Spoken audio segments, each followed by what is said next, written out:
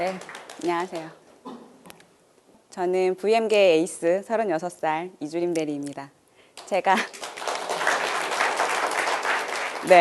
제가 세정에 정확히 말씀드리면 세정과 미래에 꽃 같은 나이 24살에 입사를 해서 어느덧 36살이 되었어요. 이제 지금은 미친 존재감을 자랑하는 세정인이 되어 있습니다.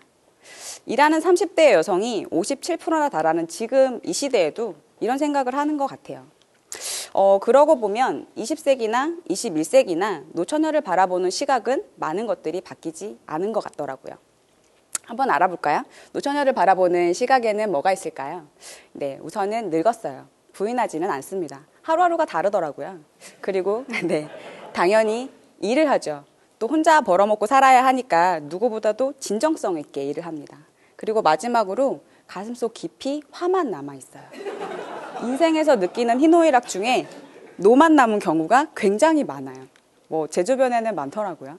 근데 그들이 느끼는 애환 중에서 가장 큰 게 이러한 부정적인 시각이라고 합니다. 그래서 응당 후배한테 혼을 내야 되는데도 화를 잘 못 낸대요. 노처녀 히스테리라고 할까봐.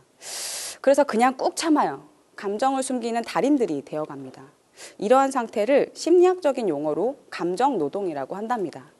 근데 노처녀뿐만이 아니라 일을 하다 보면 화가 나는 경우가 종종 생기잖아요.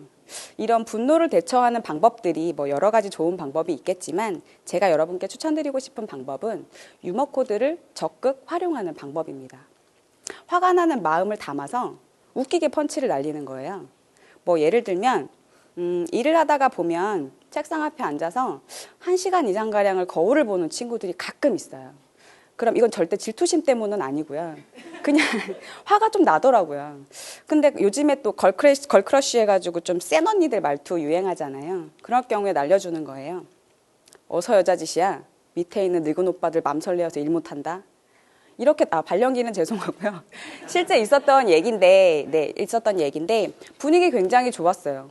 듣고 있는 본인도 웃더라고요. 이렇게 화를 내는 건지 아니면 농담을 하는 건지 구분이 못하는 상황이 되다 보면 좀 눈치가 있는 친구들은 집에 가면서 생각을 아마 할 거예요. 좀 찜찜할 거고 가끔씩 아무 생각이 없는 친구들도 있기는 해요. 근데 그런 친구들은 성격이니까 사람은 쉽게 바뀌지 않더라고요. 그런 친구들 때문에 굳이 화를 내면서 오늘 나의 하루를 망칠 필요는 없잖아요.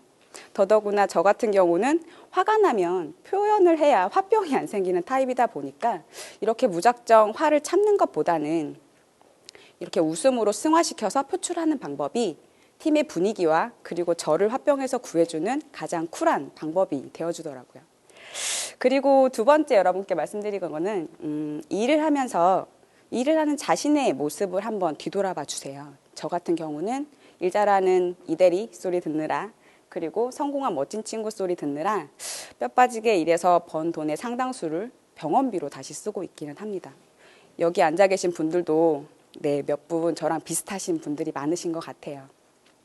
근데 여러분 제가 말씀드리고 싶은 거는 이런 거예요. 왜 꼭 여자가 자신의 여성성을 버려야만 사회에서 성공할 수 있다고 믿을까요? 내가 혹시 일 때문에 나의 여성성을 버리고 살고 계시지는 않은가요? 물론 일에서 오는 성취감도 굉장히 중요하지만 내 인생에 있어서 이걸로 괜찮다라고 스스로 위안 삼지 않으셨으면 좋겠어요.